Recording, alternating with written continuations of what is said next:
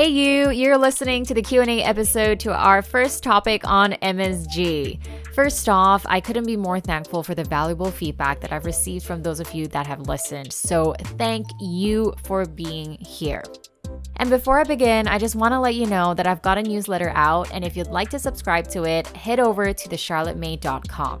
I've added the link down below in the show notes if that's easier for you.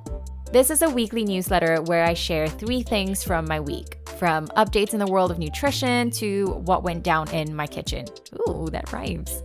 I also share 3 additional things that may or may not be related to food, either just for laughs or a thought to ponder on. It's a cozy space for us to connect.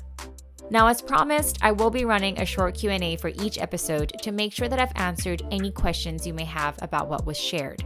Now, I don't know if this would be relevant for all episodes going forward, but let's just give it a try and see how we go. And if you've got any feedback, feel free to write to me at hello@thecharlottemay.com or just send me a DM on Instagram. So, on to the questions.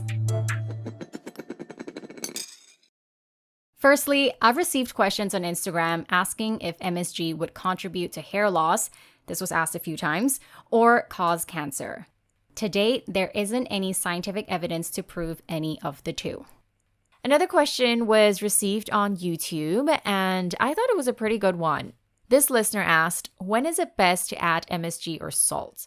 While cooking or after cooking when you're about to eat your food? Now, the short answer is both. It really doesn't matter. Just remember to taste your food before adding any seasoning, as with cooking in general, right? But say we're focusing on MSG in particular. There are certain ways to use it in a more effective way, so to speak.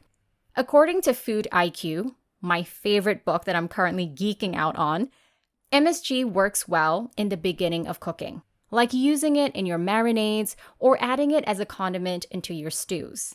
But you can also use it as a finishing seasoning for roasted meats, as you do with salt and pepper. But for dry and fried foods like French fries, popcorn, the snacky stuff, you may want to try adding MSG at the end so that your taste buds get it on first contact. Now remember, you don't need as much MSG as you do salt. As mentioned in the previous episode, you want to use a 1-to-10 ratio of MSG to salt. So for easy access, for example, you can create a blend of this and just store it in a jar alongside the rest of your condiments. Just please label it and remember not to use it when baking sweet things. I really like this analogy by food writer Helen Rosner, who compares MSG to the contrast slider in photo editing tools.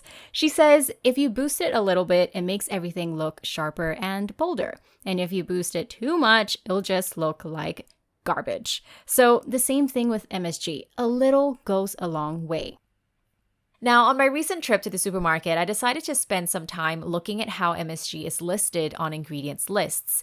And I went through several aisles, okay? Not just the instant noodles section.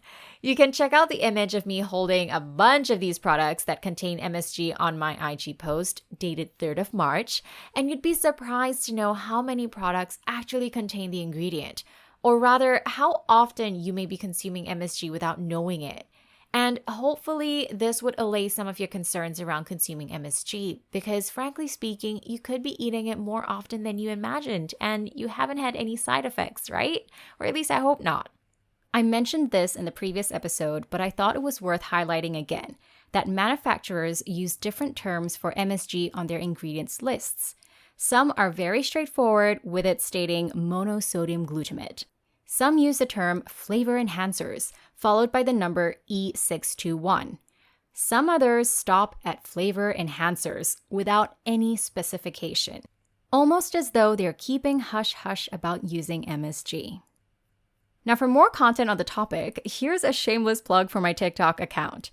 I posted a video explaining how MSG allows soy sauce manufacturers to give you a more heart-healthy soy sauce product that is just as tasty but with half the sodium content. So head over to my TikTok account @thecharlottemay to check it out. Thanks for listening to this Q&A episode of In a Bite. If you found this useful, share the link to this episode via text to a friend or on your social media page. For more content, follow me on Instagram and TikTok at The Charlotte May.